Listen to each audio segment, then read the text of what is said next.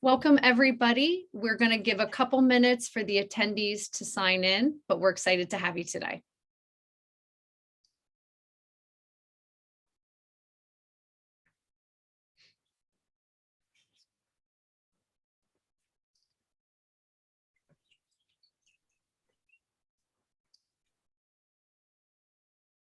Again, we're just going to give one more minute for people to sign in and get started very shortly.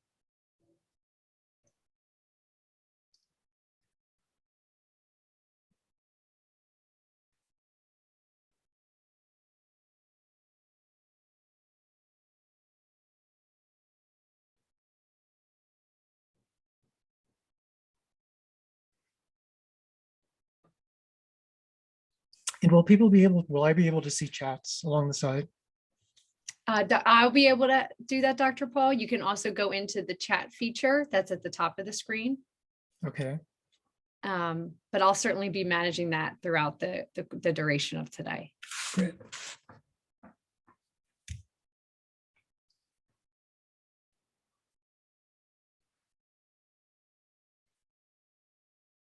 Oh, I see chats at the bottom of the screen.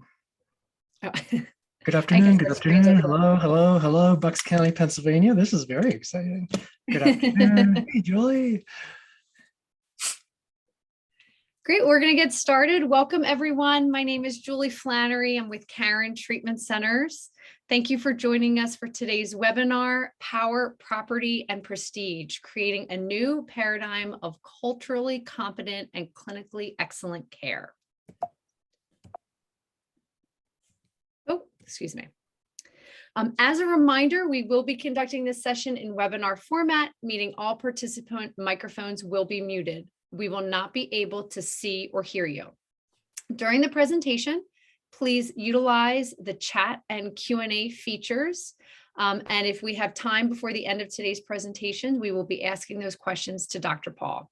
If not, we will be following up with you directly.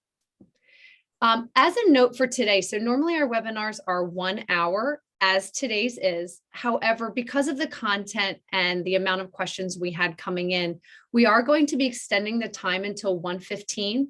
You do not have to stay on past 1 o'clock to qualify for your credit. You are absolutely welcome to end at 1 as previously scheduled.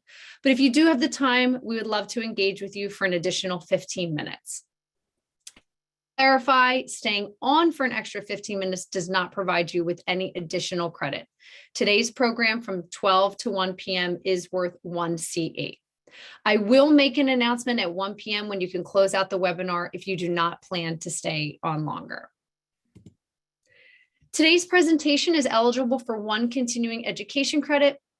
We'd like to thank our educational sponsor, CE Learning Systems, for assisting in providing these credits through co-sponsorship with the American Psychological Association.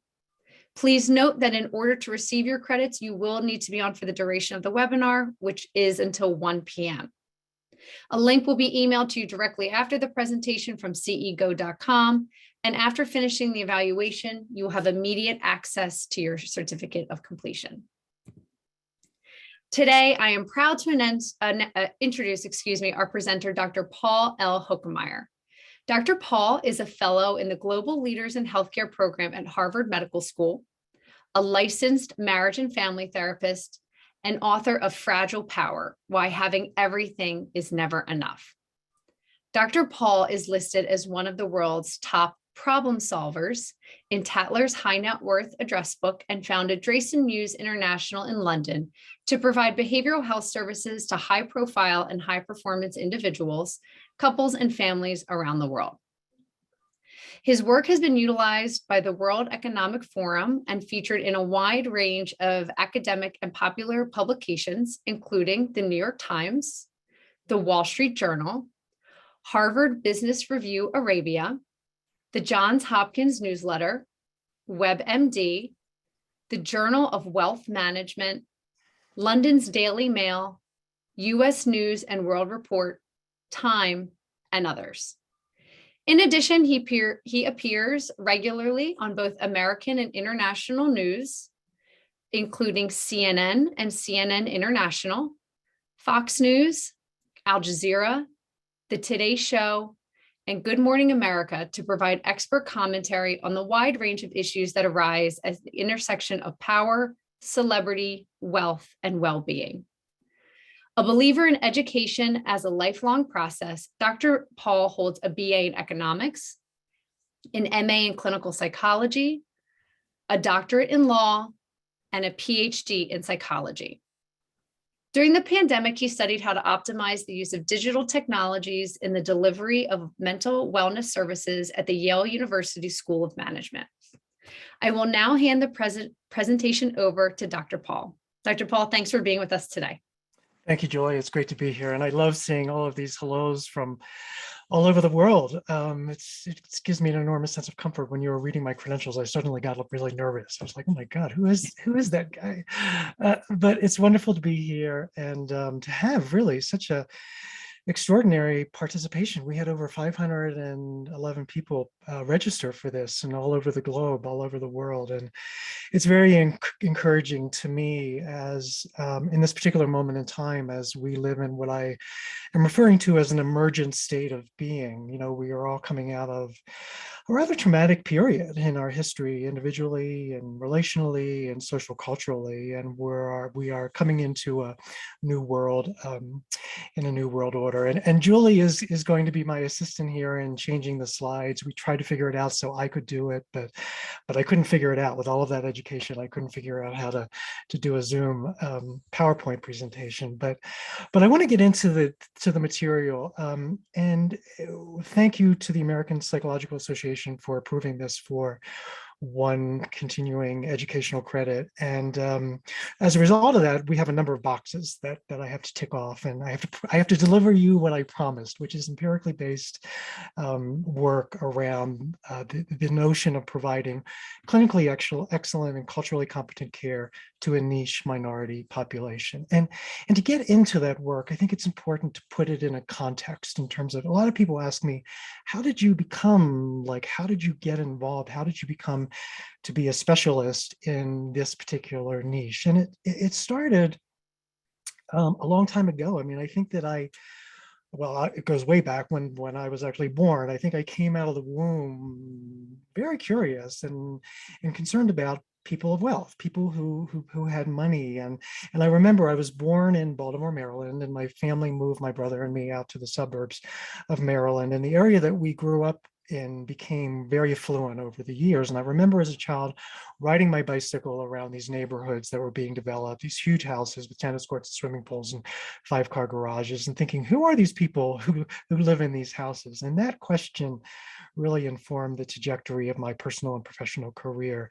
I was an economics major in college because I was really drawn to the power inherent in money, and how money had extraordinary power both on the micro and a macro level to create extraordinary change in the world.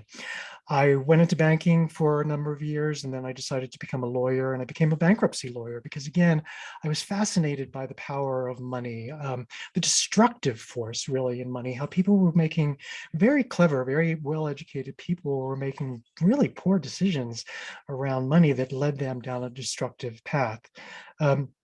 Was able to leave the practice of law by a confluence of fortunate circumstances and went into the realm of philanthropy. And I started working in social justice movement for first the Human Rights Campaign, which is the nation's largest gay and lesbian queer organization, and then subsequently in the environmental movement. And my last job in that regard was with Greenpeace International, and I was living in Europe. And in charge of philanthropy and in charge of raising millions of dollars for these very worthwhile causes. In that process, though, I saw that the human beings who the organizations were relying on for their support were being objectified in a way that I found rather discomfort, that there was these expectations and demands upon how these people should behave and how they should use their money. And there was an objectification, there was a manipulation that was occurring. And I felt this dissidence between organizations that were trying to save the planet, trying to create social justice for marginalized, disempowered populations, and the way that the people who were funding the organizations were being treated. September 11th happened, and I was living in Amsterdam. I was living in Europe, And as a white privileged male who had grown up in America, the security of my world had always been guaranteed until that day. And I had a traumatic experience where I felt as though there was this extraordinary paradigm shift happening in our world. And I wanted to just come home, go back to America. So I quit my job with Greenpeace International and I moved back to Los Angeles. And I started working with one of America's wealthiest families, doing concierge lawyering for them, doing a lot of transactional work for them. In that process, it was soon discovered that they had a daughter who suffered from a behavioral health issue. She was a crack addict, and the family had been over the years throwing enormous sums of money, upwards hundreds of thousands of dollars, thinking, right, that the money would solve the problem, because the dominant cultural message that we receive in our society, in our Western society, capitalistic societies, is that if you have enough money, then you can solve all of your problems, right? And to some extent, that's true, because money is power, and we'll talk about that. And money can get you out of a lot of situations. In the realm of behavioral health, in the realm of mental health, not so much. And what I observed in this process was that the money that this family was throwing at this problem, thinking that it would go away, was actually compounding the problem, and it was actually causing an enormous amount of destruction within the system. So I recognized that there was a systemic approach here, and that the money, the power inherent in the money, was not being used in a reparative way to move this family in a healing direction. And there were dynamics within the family that were creating pathology that was not being addressed at all by any of these well-meaning, rather expensive clinicians and treatment facilities. So I said, there's something here, there's something fascinating and interesting. So I decided to go back to school, and I did a master's degree in clinical psychology at Antioch in Los Angeles, which is a very progressive school. And as part of that work, I never thought that I would be a clinician. I never thought that I would be able to sit with another human being and hold the enormity of their psychic pain. But I had to in that program. So I did an internship at the Hollywood Sunset Free Clinic, working with highly marginalized, disempowered populations. I was working with HIV positive transgendered sex workers. And then I was getting in my car and I was driving over to West LA and working with families who lived in positions of extraordinary power and privilege.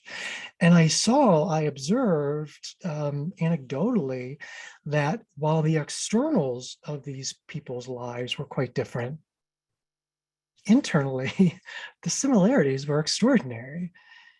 There was a fundamental betrayal that had occurred early in their developmental path. There was a trauma experience. There was something that happened that impacted their central nervous system in a way that they became wired for pathology. And so while the field of behavioral health that I was entering had done a really great job in working with human beings who live in the world in positions of powerlessness, right? If we think about feminist theory, if we think about queer theory and how that work has been applied to psychotherapeutic interventions, that work has been really robust and extreme. The other side of the economic bell curve, there was really nothing. And in fact, there was this conscious and unconscious bias towards working with those people who live in the world in positions of power by virtue of their wealth, by virtue of their celebrity, by virtue of their surname. So you'll see there's a pattern here. I have an existential crisis and I go back to school. I think I'm running out of degrees, but I assure you I'm not running out of existential crises. So I decided to study what it was like to live in the skin of a person of wealth. And I did an empirically based research project based on what is it like to be a person of wealth? What is it like to live in that skin? And I did that, if we can change the slide, on 3 significant levels of our existence. We can change, and I'm going to tap Julie, I'm going to tap my cheek, right? So we did that firstly in the interpersonal part of sphere of our being. So interpersonally means like, what happens inside my head? What's my level of motivation? motivation? What's my self-esteem? What's my capacity to empathize? And there's some interesting research that's been done in this space. Paul Piff, who many of you may know, has studied empathy, the capacity of people of wealth and privilege to empathize. And his work says that people of wealth and privilege have lower capacities to empathize with people outside them. Next slide. The second level is the interpersonally. So how does my identity as a person of wealth and power impact the significant relationships in my life? How does it impact the relationship with my children, with my spouse, with my parents? And specifically to the work that I subsequently did with the research that I did in my dissertation, how does it impact the relationship with our therapist, with our clinical team? And specifically, how does that identity impact the quality of the therapeutic alliance that we need to establish, that a patient needs to establish with their clinical team? And kind of just to sort of stop here and to sort of level set in terms of some of the language that I'm using. I use the phrase behavioral health. Behavioral health is an umbrella term that incorporates issues of mental health disorders, personality disorders, and addictive disorders, behavioral disorders. So when I say behavioral health, it's an umbrella term that includes mental health and addictive disorders. Also, I will use the term patient, client, interchangeably. What I'm really talking about is human being. So when I use those phrases, what I'm really talking about is the human being.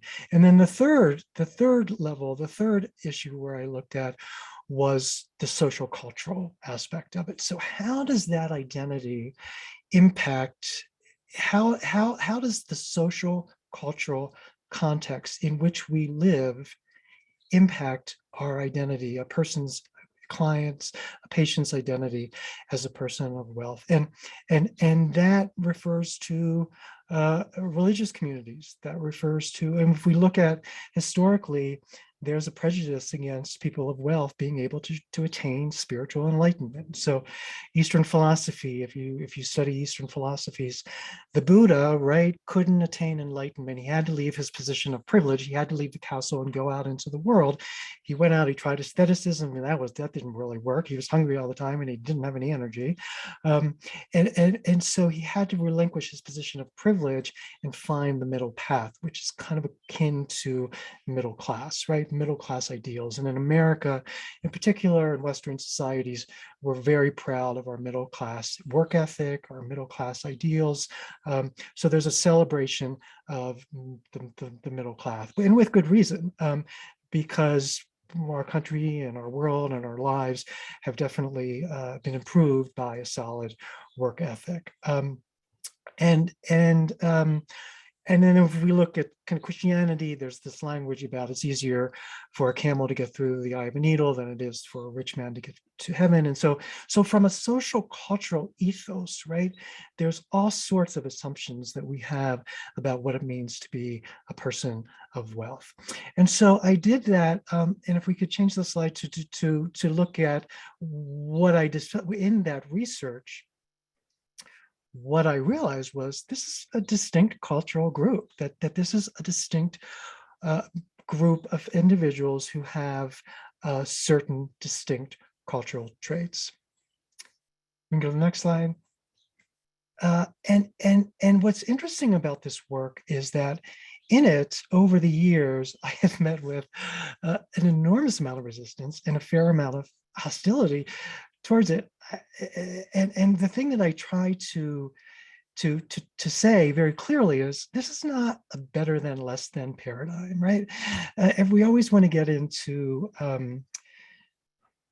poor people are more deserving of X, Y, Z, that there's this privileging of X, Y, or Z, that it's basically, my position is that if you're a human being who's walking on this planet, you deserve to have culturally competent care that meets you in the reality of your existence. I remember when I was in my PhD program and I had decided that this was the area that I really wanted to focus on, and I was trying to find a committee to put together. And there was an existential professor who's very well renowned, and I went to him and I told him about what I was thinking of researching, and he said, "Why would you waste your time studying those people?" And I was a bit taken aback. And I said, "Well, for that very reaction that you just had," and he just couldn't get it. He just could not understand why I would waste my time and energy studying those other people, that my resources could be used towards in a better way. And again, this isn't about better than or less than. This is just about providing culturally competent care. And so when we look at this, there's also, what I want to point out is there are some unique similarities between human beings who exist on both sides of the economic bell curve. If we look at people who live in the world in extraordinary positions of power, there are these social cultural stereotypes that we have of them. They're entitled. They are selfish. They are criminals. If we look at the other side of the economic bell curve, those descriptors are socially, culturally applied to them as well. We have our government giving entitlements to people who are lazy, who are criminals, who are undeserving. And so there's extraordinary, in addition to intrapersonal experiences that these two groups share, that there are these social cultural prejudices that exist against both sides of these populations. So in working through this, and this work has really been a process, and a huge shout out really to Caron treatment centers, really in particular for, well, I did my PhD in New York and I took up residency at Caron. And Caron, like if anybody knows like secure attachment theory, like Caron really gave me a secure base to say, do your research, no expectations. And then early days, Caron said, we want to use your research to open up a treatment center that really focuses on, has a real be the clinical architect of a program. And then also Hazelden Betty Ford, really Hazelden published my book, which came out right before the pandemic. And the book was a real journey because there were publishers. I had an agent and she was very good about getting interest from mainstream publishers in the book. And we were having these conversations with publishers and they were like, well, we want something kind of like The Devil Wears Prada. And I was like, well, you clearly, A, you're not getting the book, and B, you clearly don't understand the need for clinical integrity here, because the whole body of my work, the foundation of the work, is not, we don't objectify, we don't manipulate this particular population for commercial gain. That's centrally at the heart of this work. And Vanessa Torrado, who was the acquisitions editor at Hazelden Betty Ford at the time, reached out to me and said, I understand you're doing this body of work. We would love to have it. And we would love to make sure that it has clinical integrity to it. So huge shout outs to the Betty Ford, to Hazelden, and to Caron for providing a really safe, contained, non-commercialized space for the work, to provide really thought leadership and innovation in the field of multiculturalism, because essentially that's what we are talking about here, right? We know that multiculturalism is the movement in psychology that considers issues of power, privilege, and social context. Historically, that power has been viewed from a position of powerlessness, right? Privilege was not having privilege, and social context, again, was being from a stigmatized, powerless minority population. Really great work that I have built my research on, the foundation of my work, and we'll talk about this when we talk about the clinical interventions towards this work, is based upon feminist theory. It's based upon feminist theory, looks at power differentials in society and the pernicious impact that those power differentials have on human beings. So it isn't that women, for instance, are genetically predisposed to higher levels of anxiety because they're women. It's because they live in the world in a position of diminished power and they haven't really developed sufficient coping mechanisms to deal with it. So next slide. And so when we know, because we want to look at this through an empirically based, right, all of our work needs to be empirically grounded. I think one of the challenges that the field of behavioral health has had over the years is negotiating its position within science. It's a social science, it's an individual science, and so negotiating that. So the work that we need to do needs to be based on empirically based interventions. So there are three aspects of culturally competent care that I want to specifically address. The first is awareness. That awareness is of ourselves. The second is knowledge of the patients, the human beings with whom we are serving. And then the third spoke of this wheel are the skills that we need to have to create effective therapeutic alliances with these particular patients so that we can move them in a reparative direction. So let's take a look at where we are here. So if we know cultural competency, we know that it occurs on a continuum.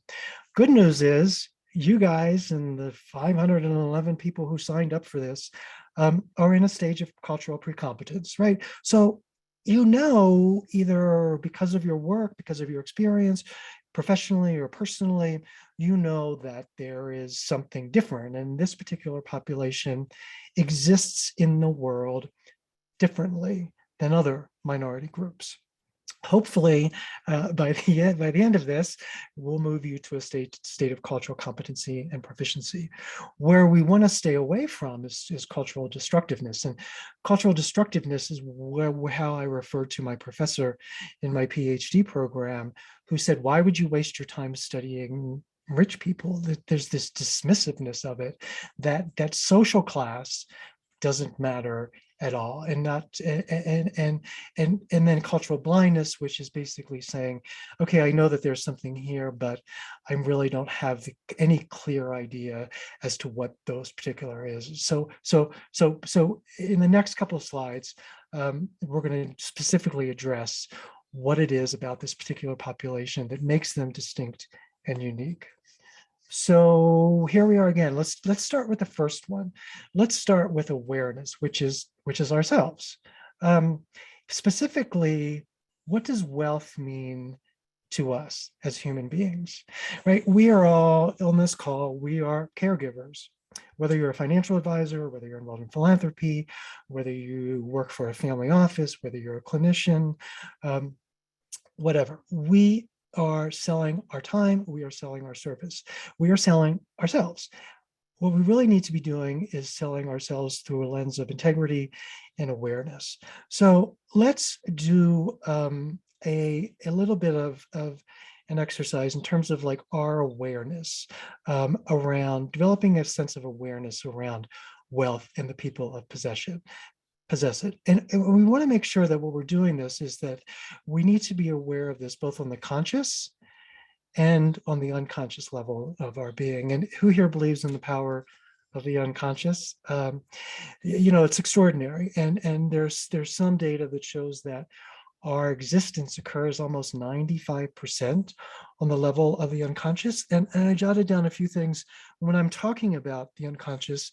It's our habits and patterns, it's our beliefs and our values, it's our cognitive biases, and it's our long-term memory. And so we really want to make sure that because we are the tool, if you will, where we are the vehicle through which we are providing competent services to the human beings that we serve, we need to make sure that we have some clarity around our particular tool. So let's do a little bit of an exercise.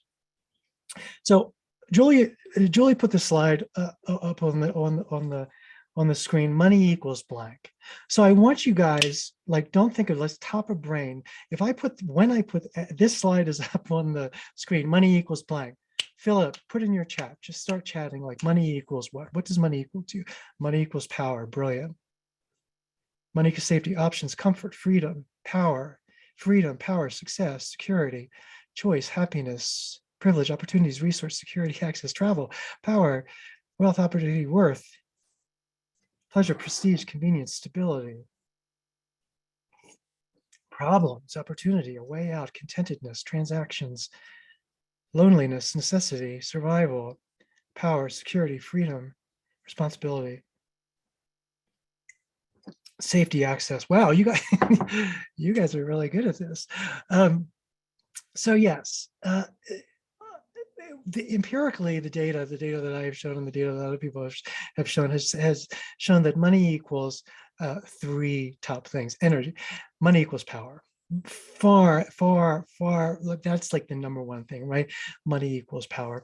And you know, I'm often asked and talked about like the question that most all like families, I'm a family therapist and I work a lot with families, like the question is, how do like I use my money in a way that doesn't F up my kids, right? So people recognize that there's a power inherent in money, and they want to make sure that they're using it in a destructive way. And so we look at money, and I the metaphor that I use is to electricity. You know, money and wealth is a neutral. It's like electricity. It has the power to do amazing things in the world. Like, let's not pretend that money doesn't provide all the social determinants of health that we need: clean air, healthy food, safe cars, safe neighborhoods, all of that stuff. But there's a duality to it, right? That we need to be aware of and that we need to consider. So that people who so the other thing is that money equals freedom, right? And it does to a certain extent. That somebody said very articulately in the chat. It gives us options, right? But there's a duality to those options, and those options for many of my patients are overwhelming. Like they have so many options in their lives that they just become paralyzed by inaction. Kierkegaard, who was an existential philosopher, one of my favorite, said that there's anxiety in the potential, right? So that there's such potential, and with this particular population, there's such pressure put on them to get into Harvard. First of all, I mean, like Harvard's the gold standard, and I don't know who here knows what the acceptance rate. If you know, put it in your chat. What the acceptance rate at Harvard was last year. It's 3.2%. So there's this, you know, like, how much freedom do I really have to get into Harvard? And then the third is happiness. That there's this notion that money equals happiness. And empirically, the data shows that yes, it does. Up until a certain level, that number keeps changing. I think the last I checked was $70,000, but you know, we're living in a hyperinflated world now. So really, can you live on $70,000 and not have to worry about like paying $10 a gallon for gas, or for fly? Like, the price of everything has just gone insane. So it does buy like security on a certain level, but then above that, it creates a host of additional issues.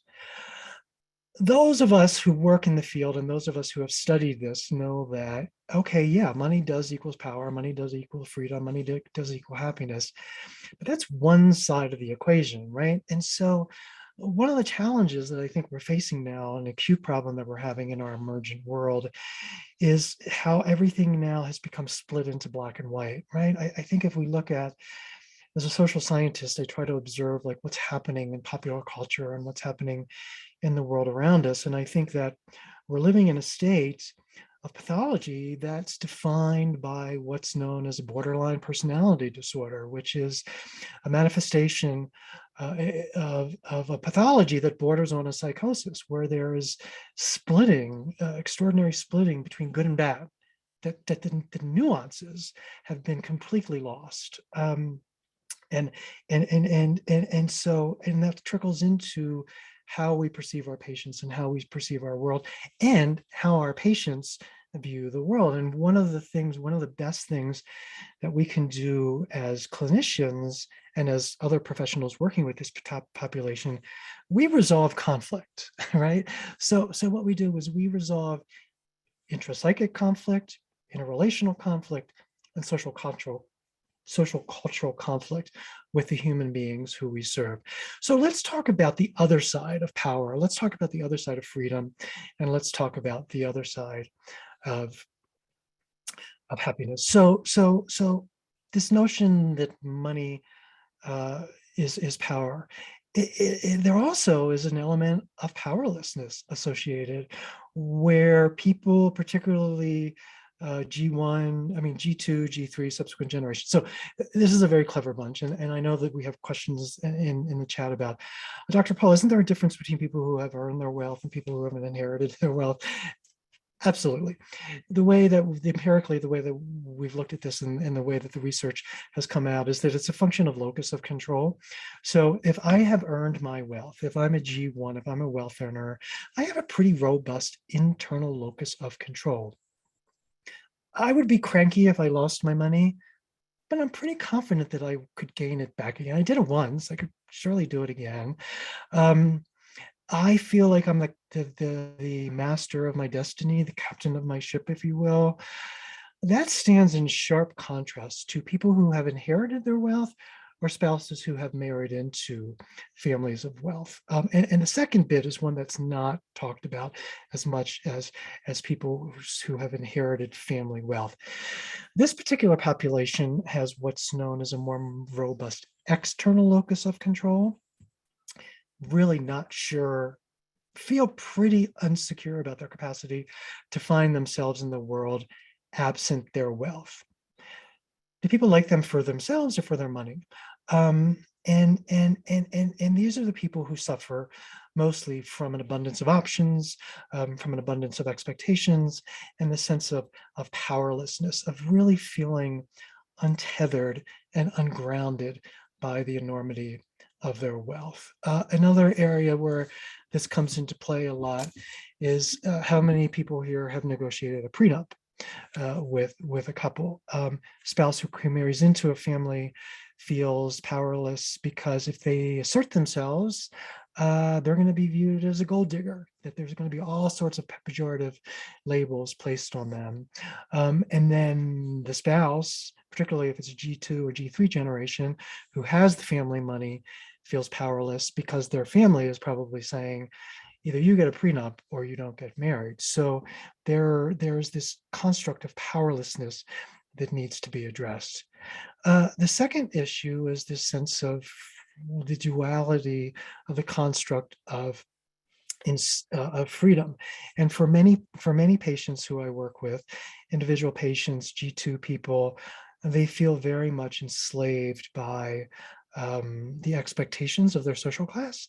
I worked with one family in particular. The eldest daughter went to Yale, and the other sibling went to perfectly fine school, Williams or Tulane or something, but yet they always felt somehow deficient because they didn't go to Yale or they didn't go to an Ivy League school. And so that there is this sense of being enslaved, and also this sense of G2 and G3 people who feel like really disempowered by a patriarch who has really transcended extraordinary odds to acquire enormous wealth. And that's really enslaving and disempowering. And if we talk about the third one, the final one, is this notion that money equals happiness.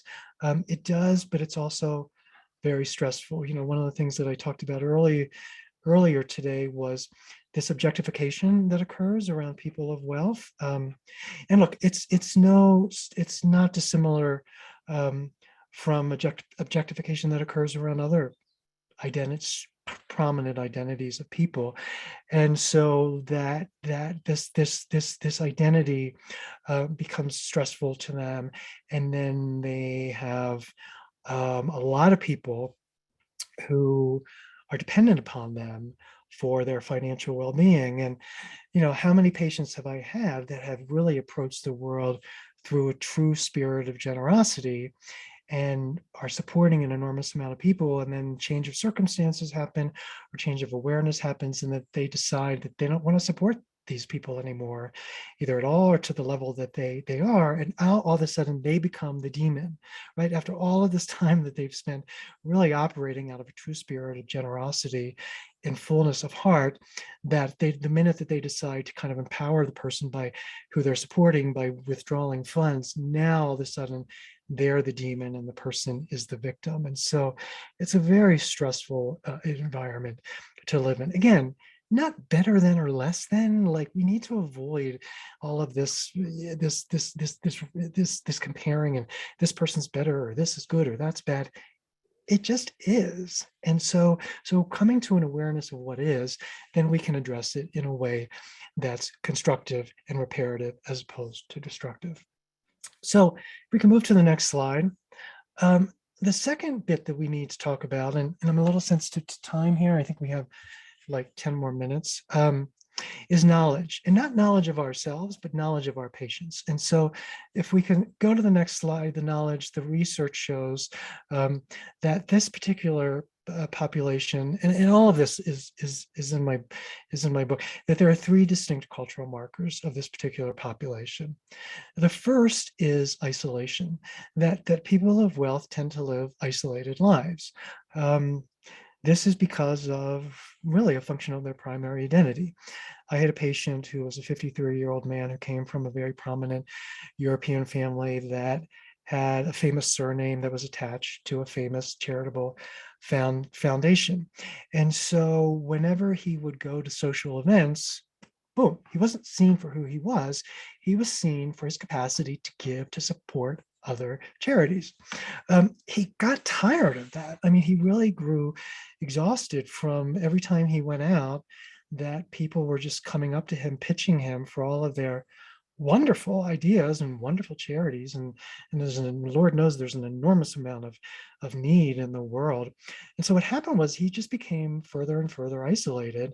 And essentially he didn't go out anymore. And he lived between his 3 houses, essentially drinking himself to death because he just couldn't engage. He didn't really know how to make connections with other human beings that were based upon his identity as a human being as opposed to his identity as a philanthropist.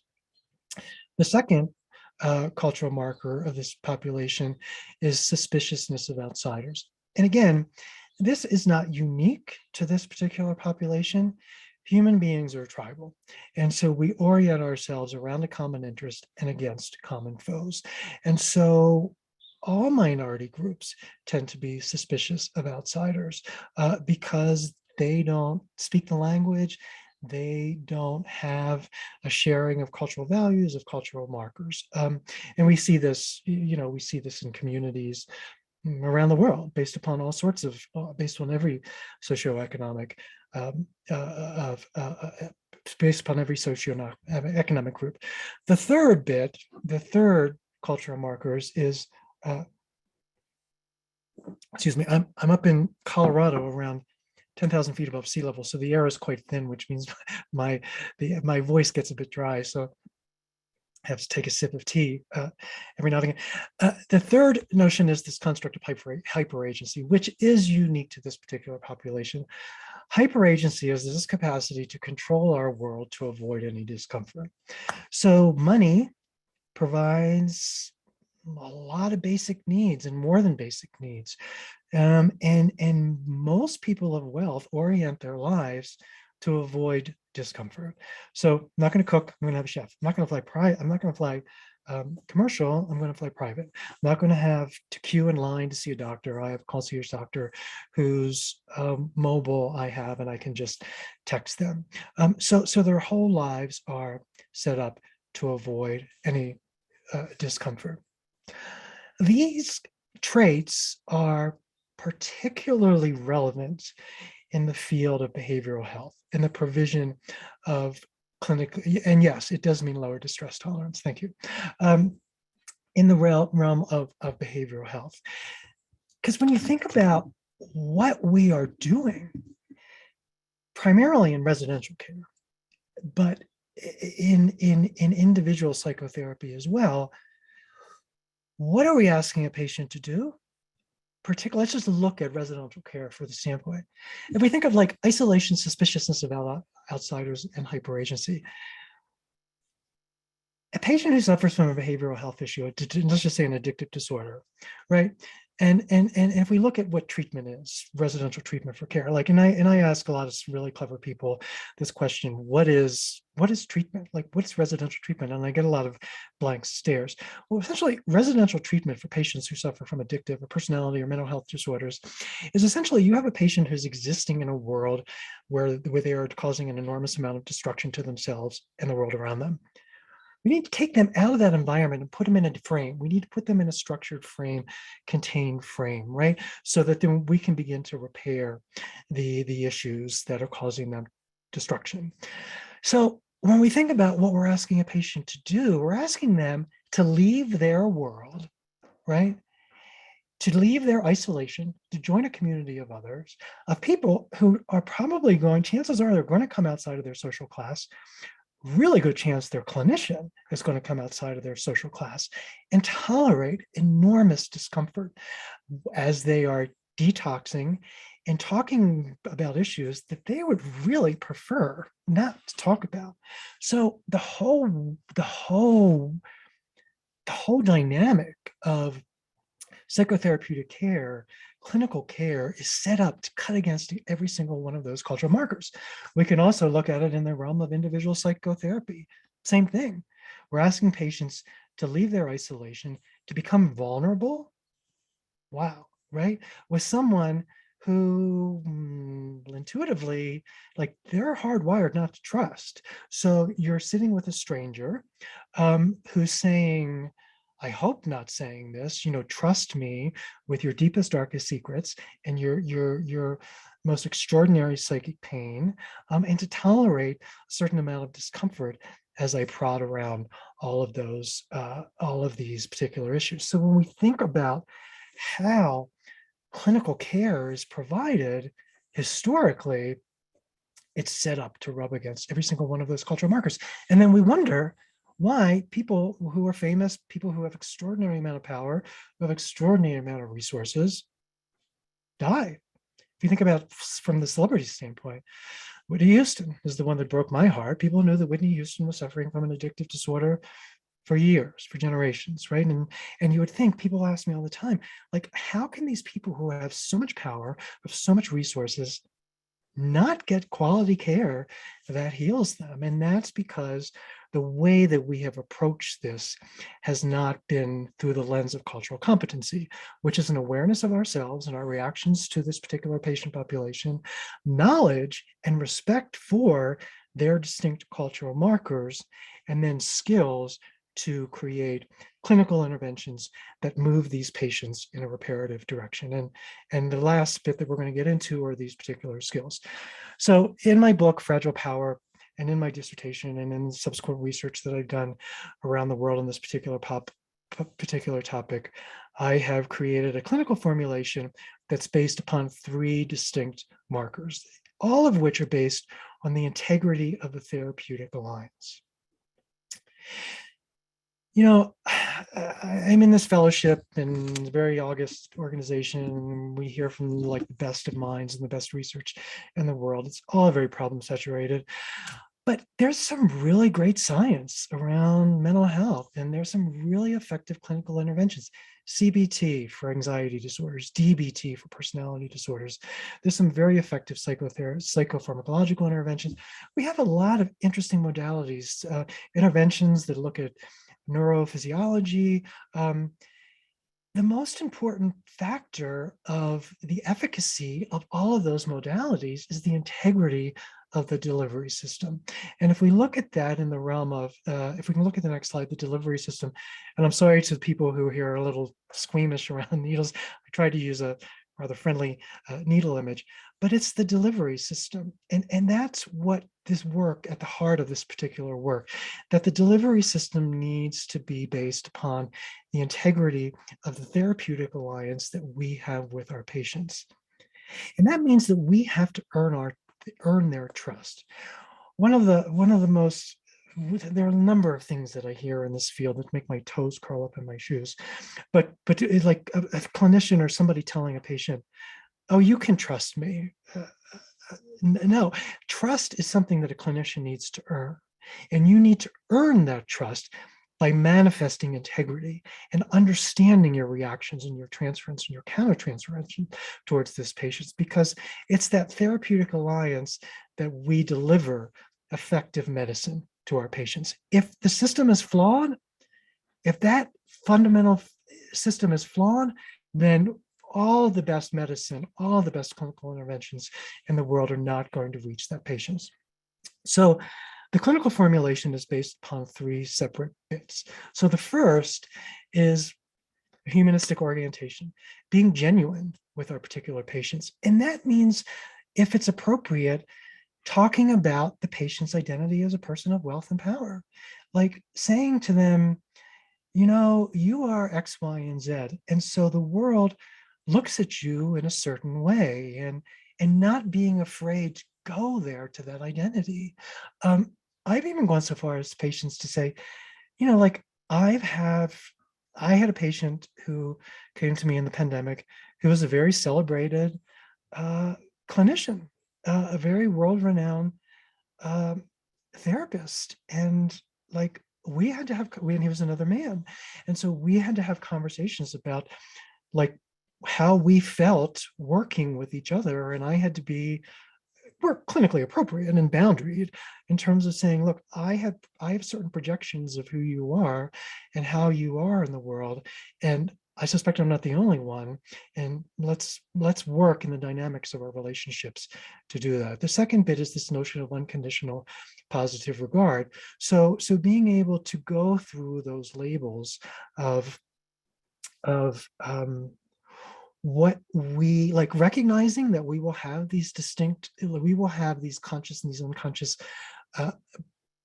reactions to particular patients, and that we need to work through them. I mean, an example for me recently was the Met Gala. For some reason, I really struggled with the Met Gala this year, that in the midst of an emergence from a pandemic, runaway inflation, a war in Ukraine, a host of other ills, political unrest, gun violence, that I was seeing images of people like going up the steps of the Met in all of these costumes. I really had a really hard time with the Met Gala this year. Maybe I'm the only one, maybe I'm not. But I had to have a conversation around that. I had to do had to talk to my peers about it, really had to talk to my trusted colleague. Okay, Jane, thank you. Jane shares this with me, that I still do. I still have like this visceral reaction against the Met Gala. And so, but I have to work through that, right? And I cannot allow that to spill over into my patients, that I need to have a personal process to deal with that. And then the other notion is empathy, which again is this capacity to understand a person's lived experience. So the next bit is having this humanistic orientation, and then putting it in sort of an established clinical formulation.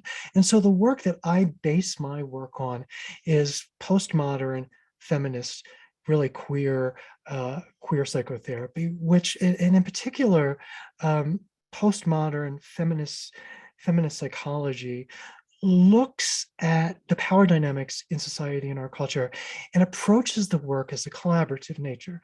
So for instance, as me, like as a white privileged lettered male, there's an enormous amount of projection that happens on me, particularly for patients. And look, I have a very diverse practice. I see people from all points of the socioeconomic spectrum, where people who come from lower and middle class expectations, they're always calling me Dr.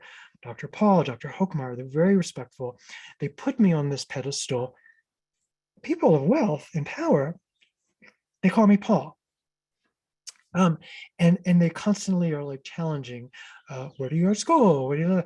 There's an enormous amount of that. So the point I'm trying to make rather laboriously is that that the work needs to be collaborative, that I need to calibrate the power dynamic. And if I, as this white letter privileged male, come down on this particular population and say, you need to do X, Y, and Z, they're going to tell me to go bugger off, basically, right? They're going to like, who are you? Because they are used to being at the highest level of in the human hierarchy. They're the queen bee. And so who are you to tell me how to do? So I need to approach the work in a very collaborative nature. I remember when early in my career, I've made a lot of mistakes, by the way.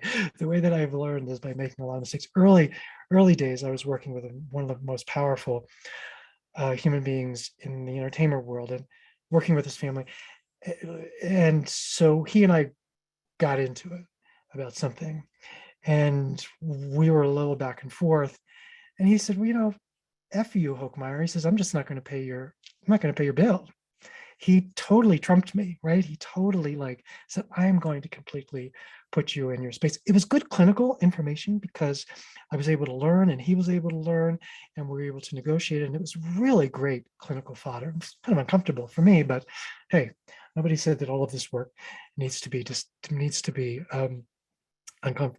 comfortable. And again, committed to individual and social change. I think that we really need to, I think living in this emergent divided world, I think that mental health, mental wellness is a great connector.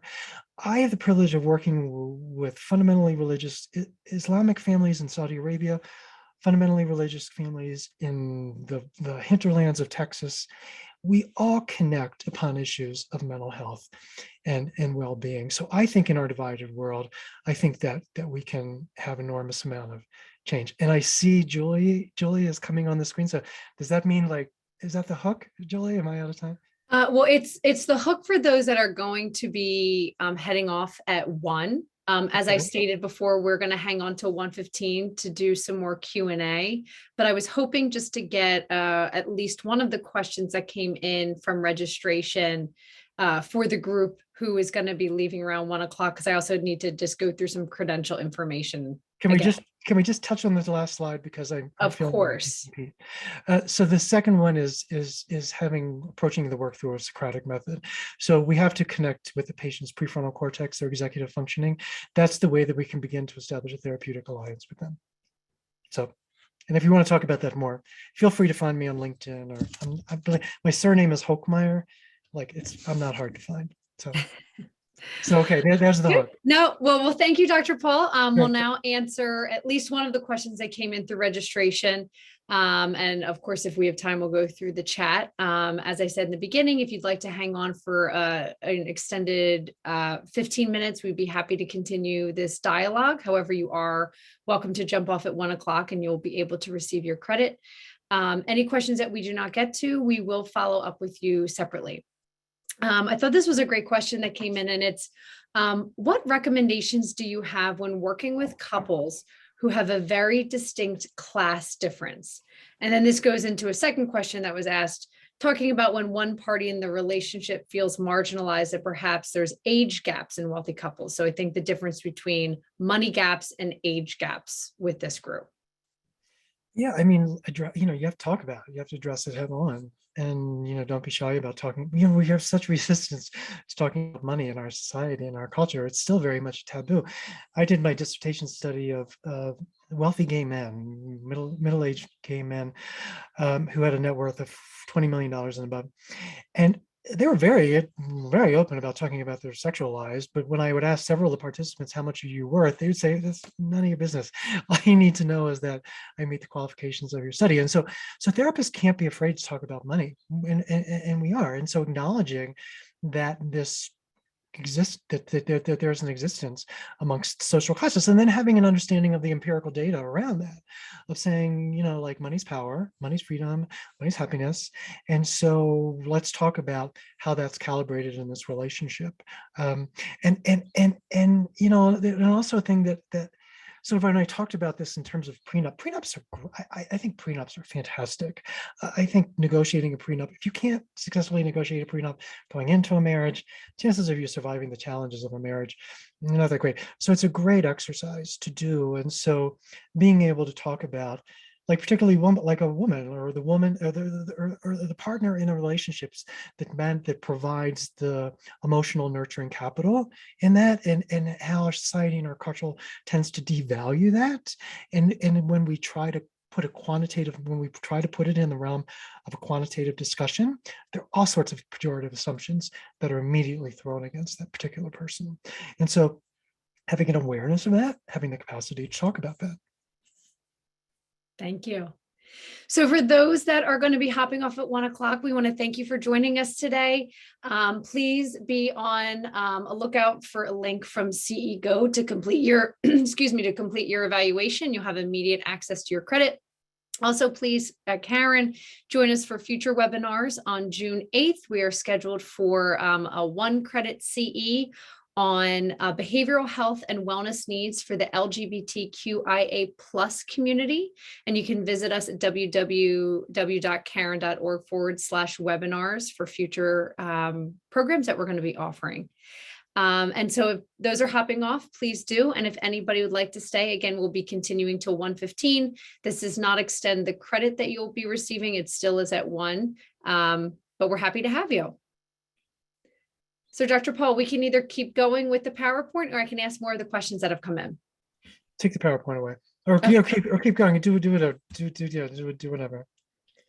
And by the way, this is much more interesting to me. I like talking at you is not nearly as interesting to me as talking with you. So thank you guys for sticking around. Why don't we do questions? I think we have a fair amount of questions we can get through. Okay. Okay, so I'm going to stop sharing. Here we go. So the next question that I have is, how does this relate to narcissistic personality disorders and or antisocial personality disorders? Directly. I devoted a whole chapter in my book to narcissistic personality disorders.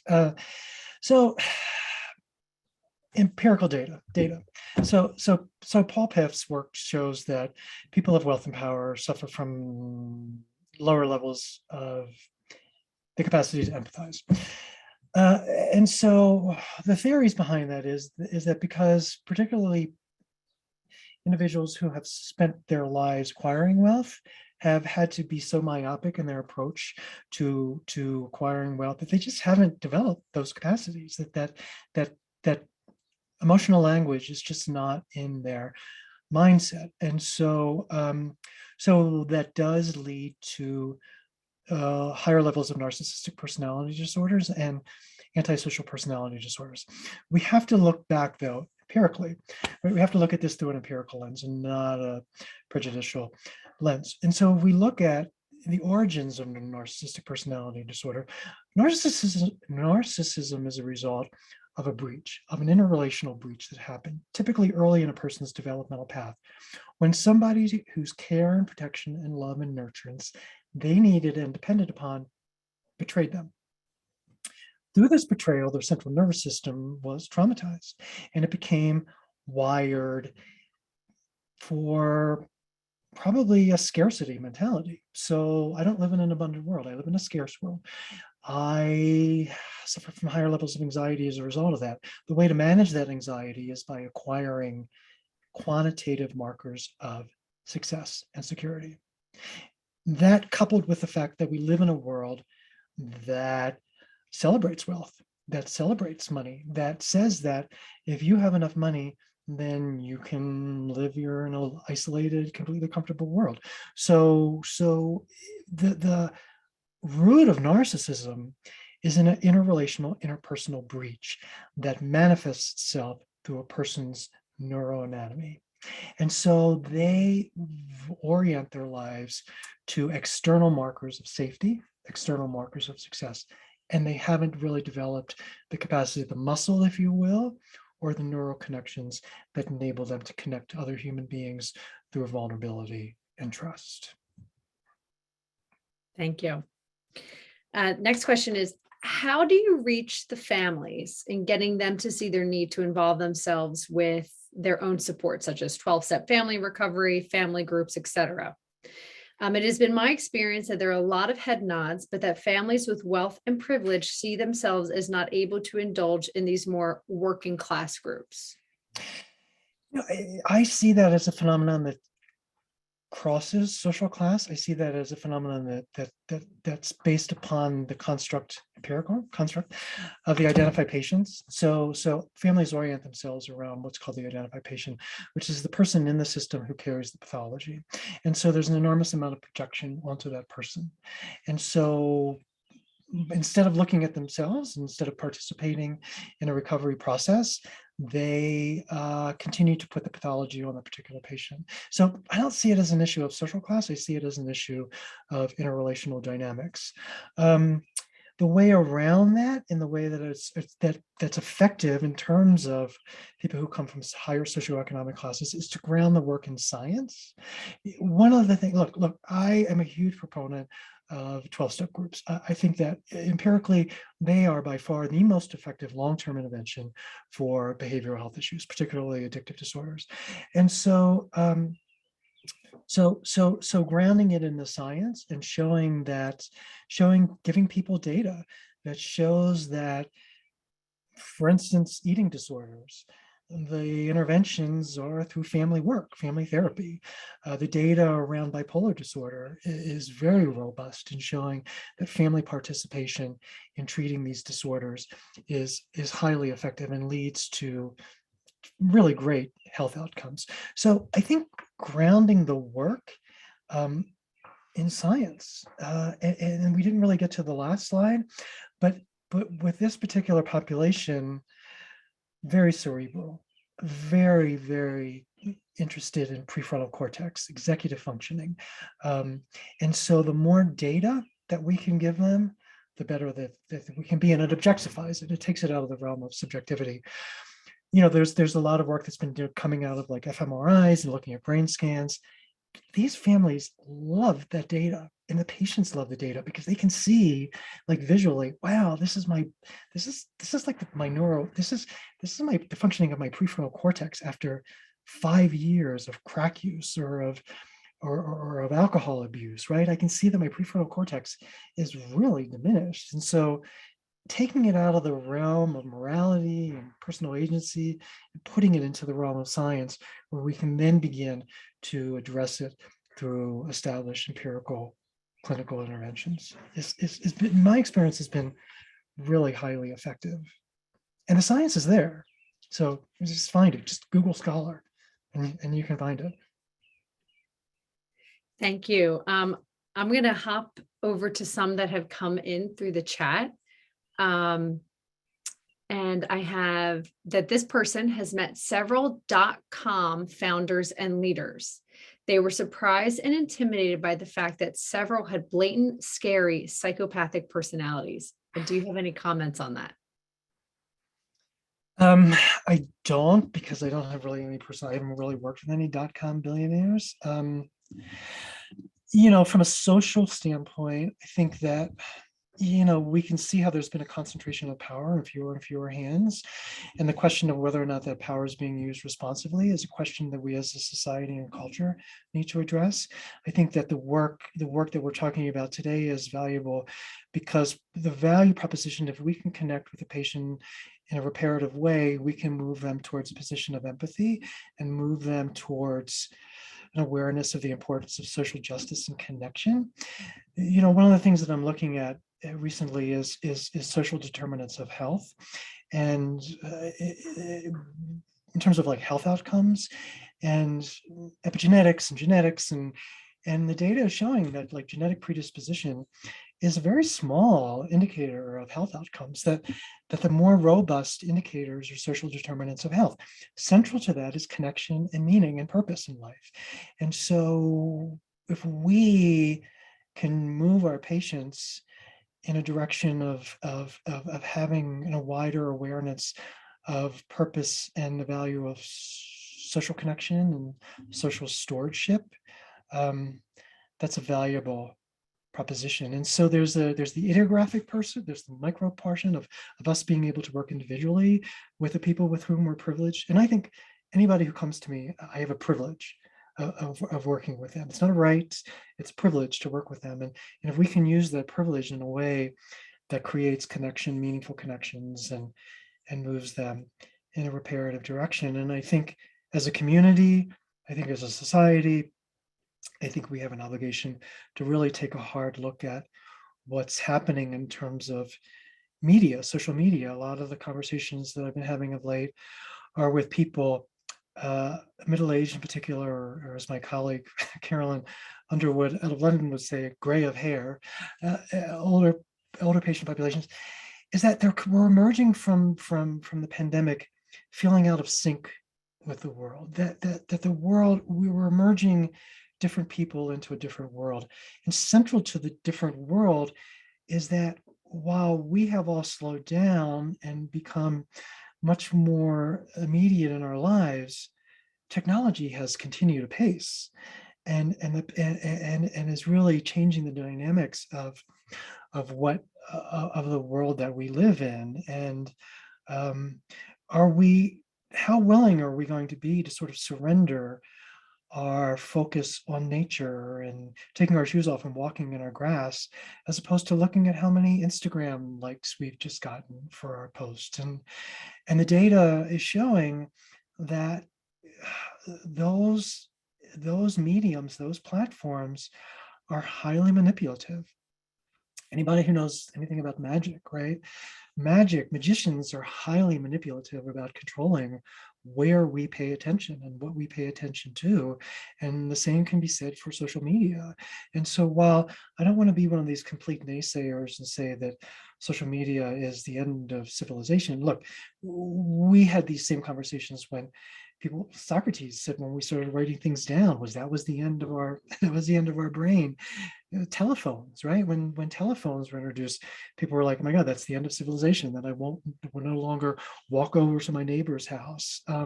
Television, on and on and on.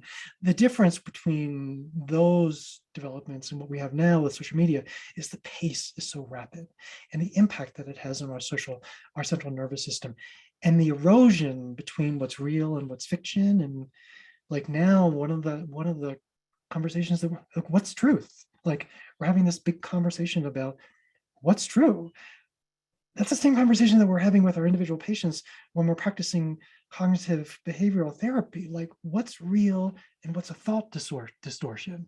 So we're having that on the individual level, and then we're having it like in the social context frame. So I think what's important here in this conversation is like we need to be really hyper aware of the power of these technologies. And then we need to sort of reclaim our power and be intentional as opposed to reactive, because we don't want to be mice. We don't want to like Skinner, right? We don't want to be like behavioral. We want to be more positive psychology focused and not really becoming rats in a maze that are chasing little pieces of cheese. So the fact that you're aware of this, and we need to be having these conversations. Thank you. And I think we have time for one more question. And I do want to say for those that are asking about the PowerPoint, this will be emailed out to you. Typically, we ask for about 5 business days. With the holiday, just give a little extra time, but you will be contacted by somebody from Caron with the information. And then your credit, once this program is over, you will get kicked out an email from cego.com where you'll be able to complete your evaluation, and your credit will be immediately sent to you. If you have any issues with that, you can also reach out to me. Last question. How do you get high wealth clients to buy into recovery when the client experiences little to no consequences and is not going to lose anything because of their financial situation? So the empirical answer is it's calculus of internal versus external motivation.